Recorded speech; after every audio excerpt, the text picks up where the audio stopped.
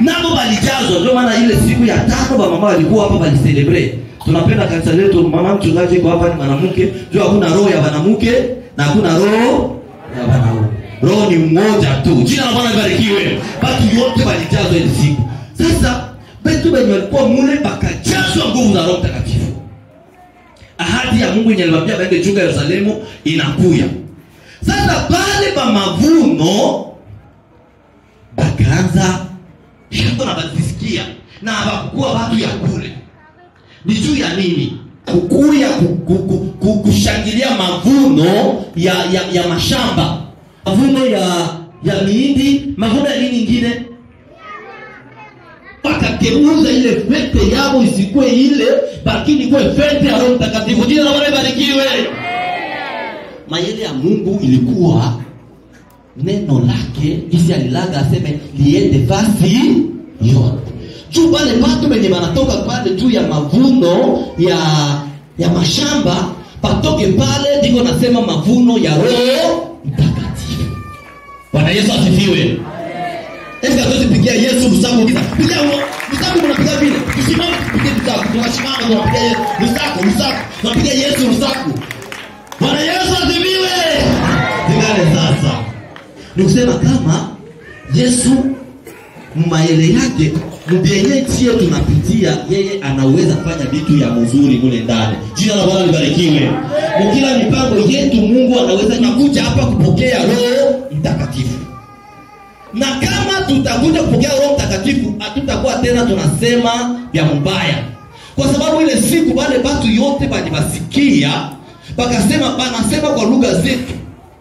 Bakashangaa chenye kinatuma watu wanapatana ni malugha. Jina la Bwana. Lakini tukisema Francais hatutapatana. Patia ule bwana ule. Hapana. Wapi njoo? Watu wa mbele watu walikuwa wanasema lugha moja.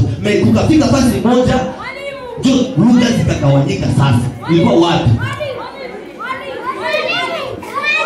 Au kumbuki? Patia ule bwana. Wanafanya kila kitu, lakini ni moja tu. Lugha zikaribika zote. Ni wapi? Patia ule mwalimu kule. Tupigie mikono. Amen. Siku balikuwa najenga mnara. Watu bakafanya mayele yao, bajenge mnara aseme bafikie Mungu. Mungu akaona hawa ni banani? Ni bajinga.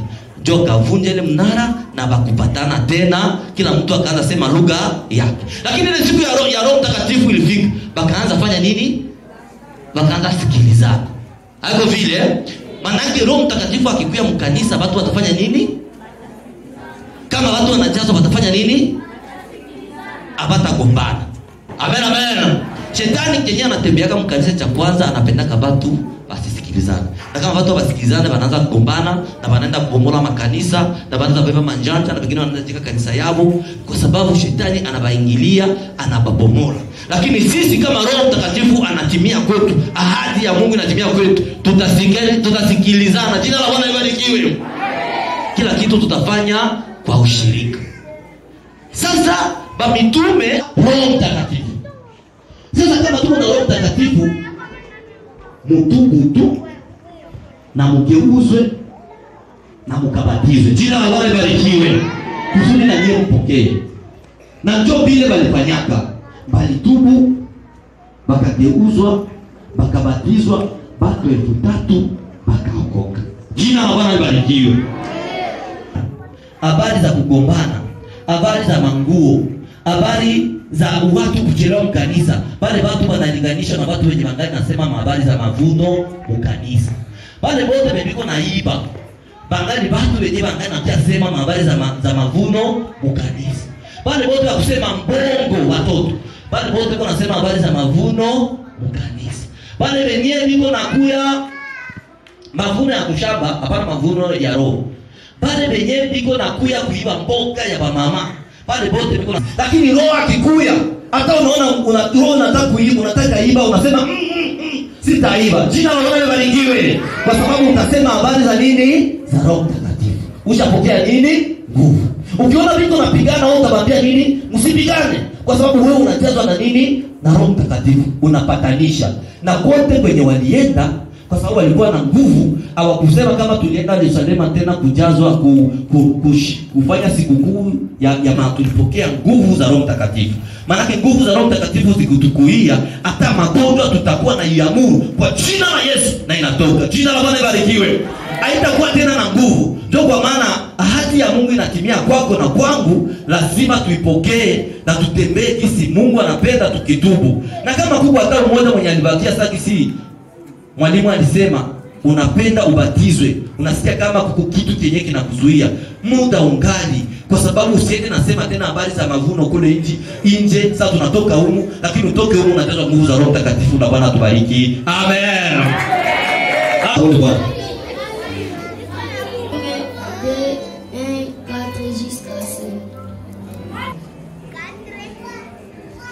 Matendo ya Mitume 1:4. Tupige digrii. Sasa tutasema juu ya nini? Ahadi gani? Ahadi ya Roho Mtakatifu. Tupige na mikono. Nani sasa anatimiza ahadi simu? Kwa lugha. Na tukinena na lugha utafanya nini?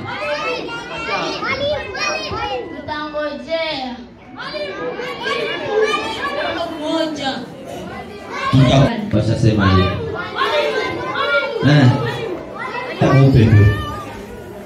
Tutahubiri habari njema mpatie. Na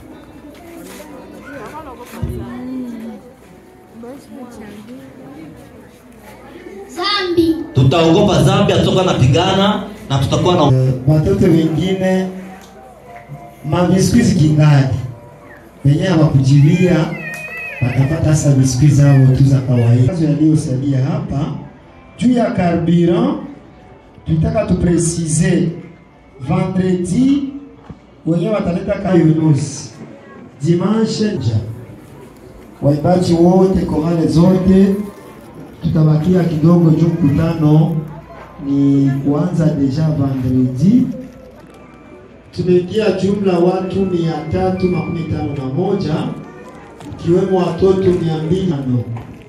Sadaka zetu wamama walitoa 950 100 franka za Kongo.